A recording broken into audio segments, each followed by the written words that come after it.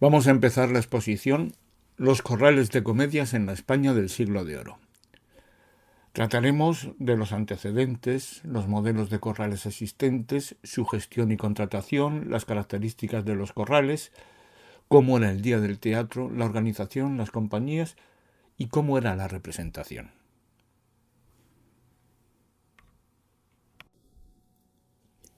Antes de los corrales de comedias, los espacios para la representación eran tan diversos como espacios existían. En la corte se representaba en los salones o en las habitaciones privadas de los reyes y cortesanos. Para el pueblo llano, las representaciones se realizaban en las calles, plazas y jardines. También se hacían en las huertas, ríos, estanques, canales, iglesias, ermitas y conventos, sin excluir los domicilios particulares. Pero de preferencia se representaba en corrales y salas.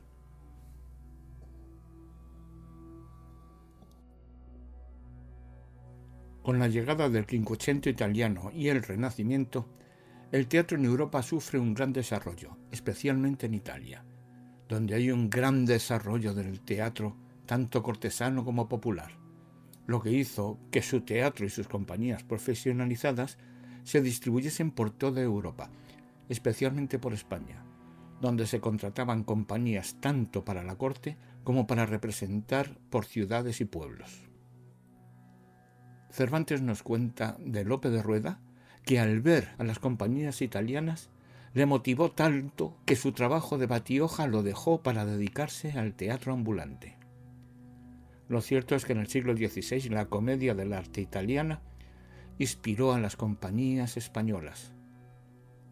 Pero en el siglo XVII es la comedia española la que influye en Europa. Italia siguió siendo referente durante todo el siglo XVI, incluso en escenarios y decorados, que se exportaban a toda Europa. Pero en el siglo XVII es España la que influye sobre Italia.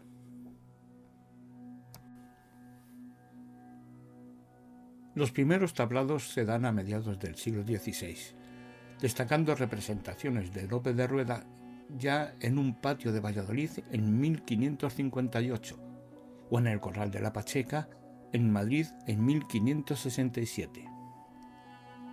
Pero se utilizaban también otros espacios como tablado, como los mesones y posadas, que en el caso del Corral de Comedias de Almagro, hoy todavía activo, parece que compartió el ser una posada con su actividad de corral de comedias. Como ayuda económica de los hospitales, hospicios y beneficencia, se representaba también en patios de hospitales. Se compartía estos espacios con huertas, iglesias y conventos. Poco a poco se fue concentrando las representaciones en los corrales, al principio al aire libre, pero luego se fue cubriendo, al principio para aislar el sol y la lluvia, y más tarde también para hacer escenas nocturnas.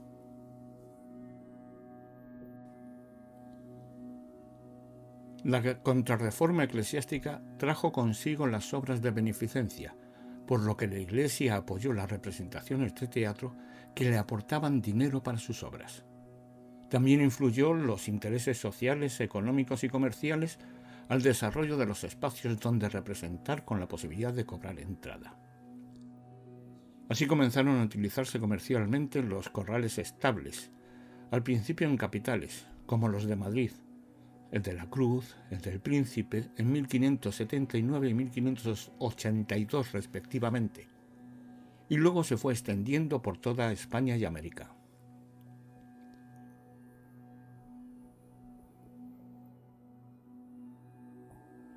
La gran extensión del comercio de los corrales de comedias es en el último cuarto del siglo XVI y principios del XVII.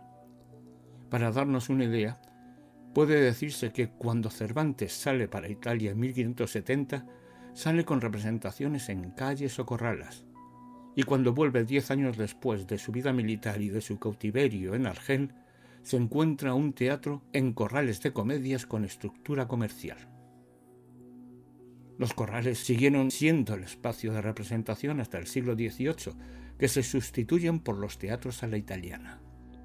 Poco a poco, normalmente se hacían los teatros sobre los antiguos corrales, como el del Príncipe de Madrid, que es actualmente el Teatro Español, o el de La Pacheca, que pasó a ser el Teatro de la Comedia. Finalmente se prohibieron las actuaciones en los corrales de comedias por razones de comodidad económicas e higiénicas. Las culturas precolombinas tenían manifestaciones dramáticas en forma de cantos, danzas o unos diálogos simples, por lo que la llegada de los españoles supuso la entrada de un teatro que al principio solo era destinado a los españoles y sus hijos, pero poco después también se destinaba a los indios cristianizados. Antes de fin del siglo XVI es un teatro para todos, e incluso en el siglo XVII a mediados, el público mayoritario es mestizo.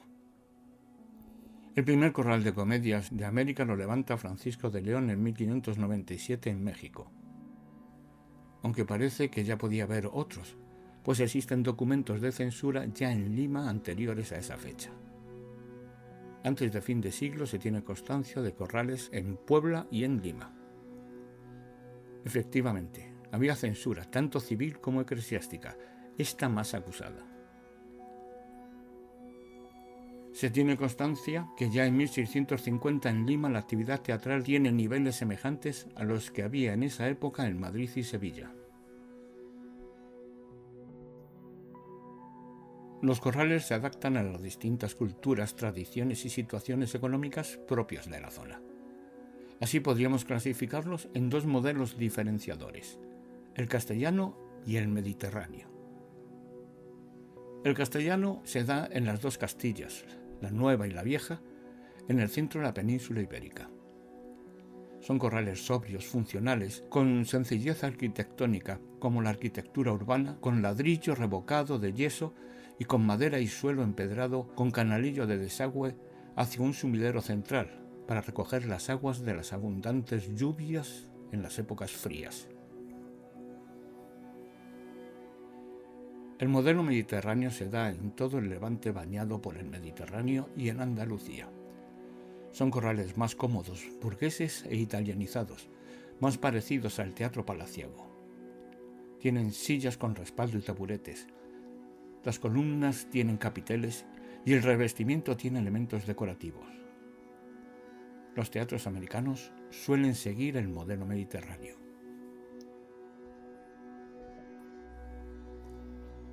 La gestión de los corrales la llevaban los hospitales y cofradías, que aprovechaban para sacar beneficios económicos para sus necesidades.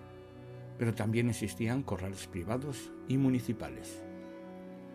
En Madrid, la Cofradía de la Sagrada Pasión alquilaba los corrales para que las compañías pudieran representar. Esto se acabó extendiendo por otras zonas. Desde principios del siglo XVII, el teatro se convirtió en una gran pasión del pueblo. Ello provocó que la Iglesia tuviese cierto recelo al suponer la inmoralidad del drama y su efecto en el pueblo, unido a unos teatros comerciales que disminuían sus ingresos benéficos. Sin embargo, otros apoyaban el teatro por su factor económico, que ayudaba a los hospitales y a las cofradías.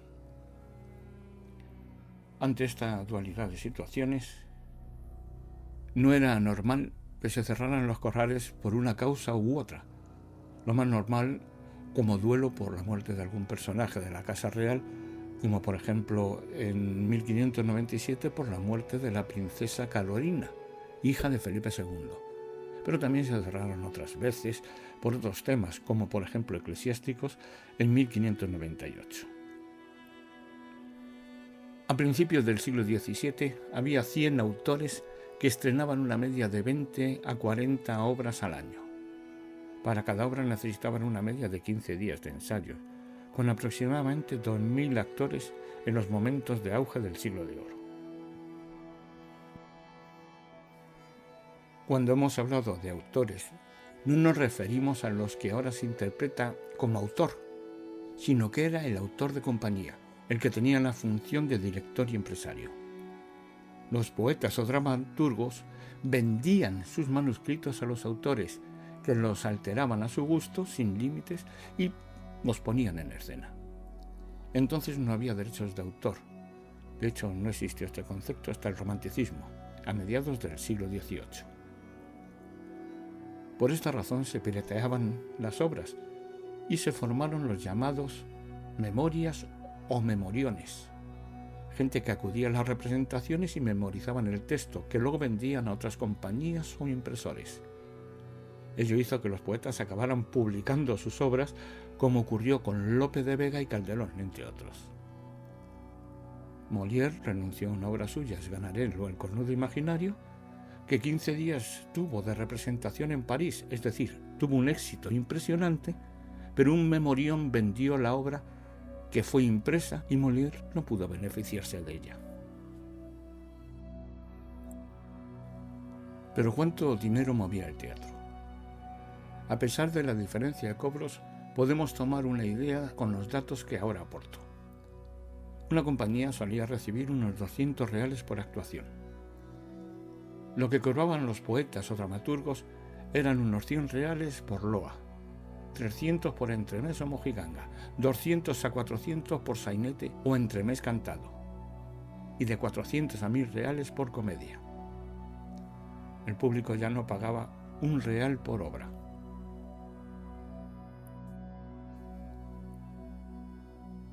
Pero ¿eso a qué equivale actualmente?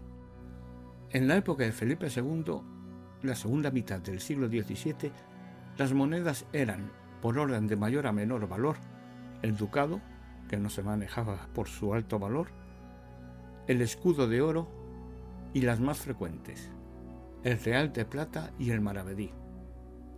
El real era la unidad monetaria hasta que desapareció en el siglo XIX. Para hacernos una idea, con un real se podía comprar aproximadamente medio kilo de carnero o una resma de papel de escribir. Con 2 reales se podía comprar una docena de huevos o una docena de naranjas o bien un pollo. Una gallina llegaba a costar 4 reales. Un real de plata venía a ser lo que ahora es 3,75 €. Ya hemos mencionado la problemática relación entre las instituciones sociales y los corrales de comedias cuando esto se mercantilizó. Por ello, hubo que legislar por medio de ordenanzas las condiciones de contratación y representación. Así, al principio de 1608, en Madrid y luego en 1615 para toda España, se hicieron unas ordenanzas comprometiendo a los corregidores. Estas ordenanzas fueron revisadas en 1641.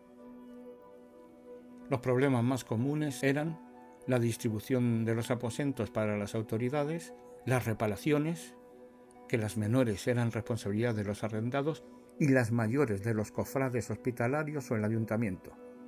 También se intentó regular el conflicto por las subastas, el precio de las entradas o el reparto de la recaudación. Como vemos, casi los mismos problemas que en la actualidad. Acá podemos ver algunas de las cláusulas para la construcción de un corral de comedias por el empresario teatral Miguel García en 1621 en Pastrana, un pueblo de Guadalajara en el centro de España. Destacar que se le concede licencia exclusiva para la actividad teatral y como compensación se cobra en madera del concejo y ceder gratuitamente entradas al concejo. Pero ¿cómo eran los corrales? Los corrales tenían distintas zonas. Un escenario, el patio central con bancos, gradas y cazuela, el desván, los aposentos y rejas y las localidades oficiales. Acá podemos ver un modelo de corral de comedias que podría ser modelo de corral. Pero en el siguiente podemos explicar mejor las partes de estos corrales. Ahora podemos ver mejor la situación del escenario, normalmente a una altura de 2 metros. El patio descubierto, aunque a veces lo matizaban con toldos de lino y que era de planta cuadrangular cerrada. Con el tiempo utilizaban toldos para cubrirse del sol y para simular escenas nocturnas. El pueblo se distribuía en bancos y gradas, estando las mujeres en la cazuela separadas de los hombres. En los fondos y laterales estaban el desván o tertulia para los doctos, los aposentos y rejas restringidas para gente de alta alcurnia o rica y las localidades oficiales. El vestuario era la escena a fondo, y era eso, pues tenía la función del telón de fondo y de vestir la escena. Podía tener 3 niveles. El primer nivel mostraba los decorados, lienzos pintados con diversos temas, los accesorios escénicos y una cortina para dar entrada y el mutis a los personajes.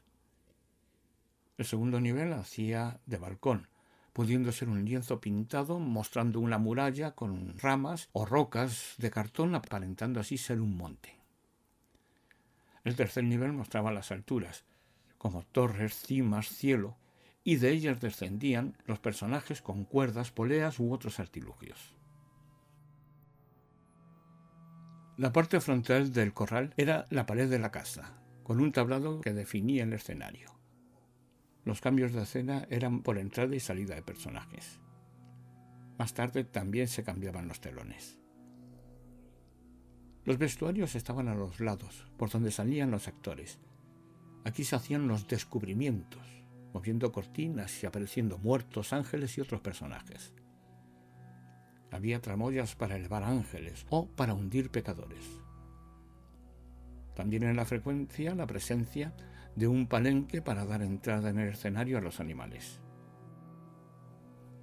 También se utilizaban paños para aparentar que los personajes espiaban. El vestuario de vestir los personajes eran contemporáneos. Se daba mucha importancia en los contratos al vestuario, especialmente el de la actriz principal. La utilería era variada, con muebles de la época, cartas, joyas, cuadros, cruces, dagas, cadenas, fusiles y otros muchos. La distribución de los espacios era la siguiente. La platea era donde quedaba el público parado tras comprar las entradas. Son los mosqueteros, que podían hacer triunfar o fracasar una obra con sus gritos. Los devanes estaban arriba, en los niveles superiores. Los aposentos o palcos eran los asientos más caros. Generalmente se alquilaban por temporada y en los adinerados se heredaban de padres a hijos. En las gradas estaban las bancas portátiles que se encontraban bajo los aposentos. Frente al tablado se ponían los taburetes. La cazuela era exclusiva de las mujeres campesinas, que debían estar separadas de los hombres. Las mujeres nobles estaban en los aposentos con los de su alcurnia. Había también una tertulia o cazuela alta, normalmente para los eclesiásticos.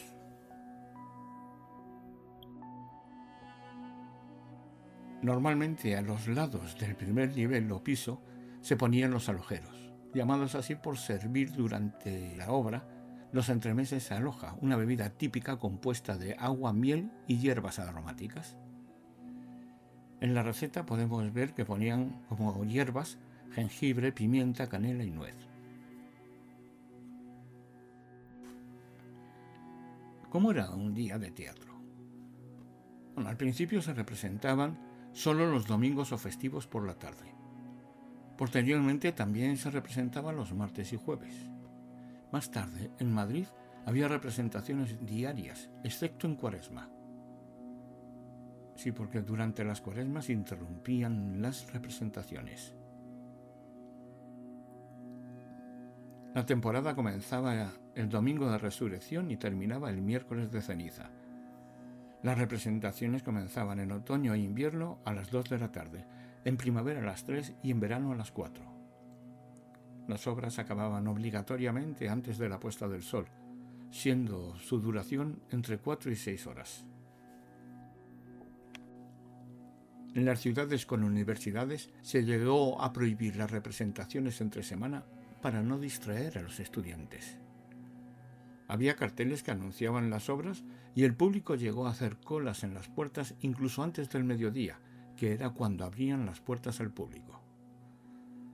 Los niños no podían asistir a las representaciones y además estaba prohibido fumar en el corral por el peligro de incendios. Las condiciones higiénicas no eran buenas, no habiendo aseos y era frecuente la presencia de ratas en el patio. 25. La entrada no era como ahora. Se pagaban varias entradas, una para entrar, otra para el hermandazo beneficiario y otra para sentarse. La compañía raramente llegaba a alcanzar el 20% de lo recaudado. Otros personajes de los corrales de comedias son el mantenedor del orden, normalmente el mozo recio del lugar, que con la ayuda de un garrote templaba los entusiasmos de los exaltados.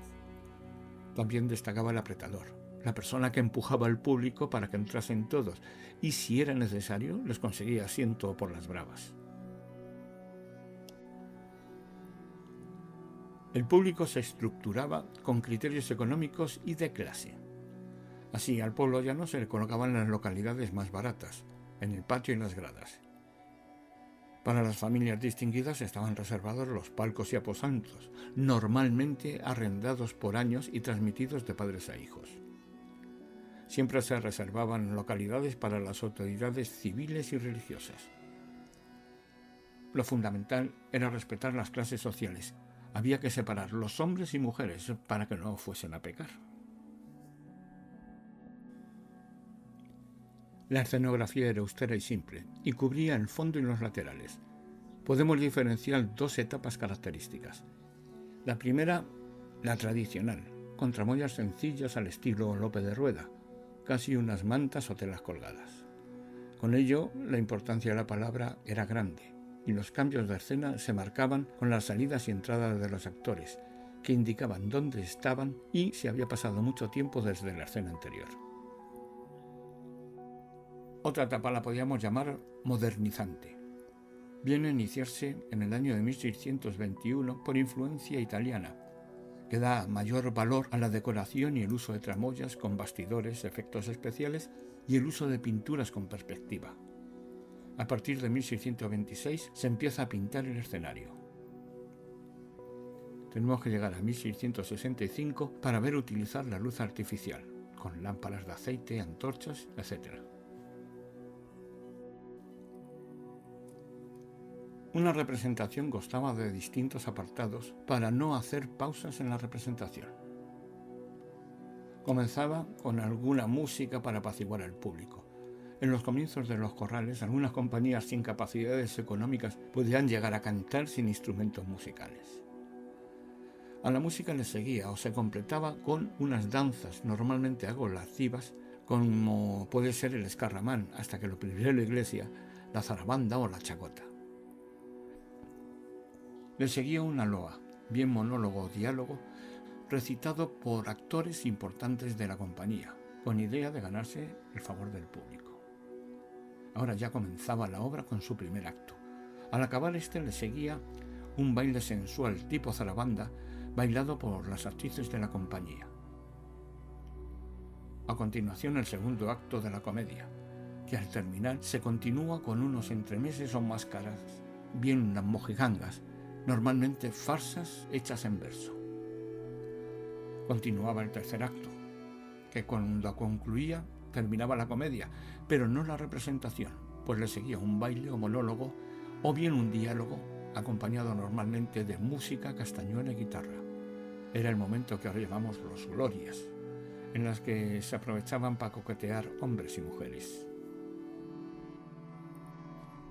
Y aquí acabamos la presentación sobre los corrales de comedias en la España del Siglo de Oro. Quedo ahora pendiente de comentarios, dudas y consultas para completar el estudio.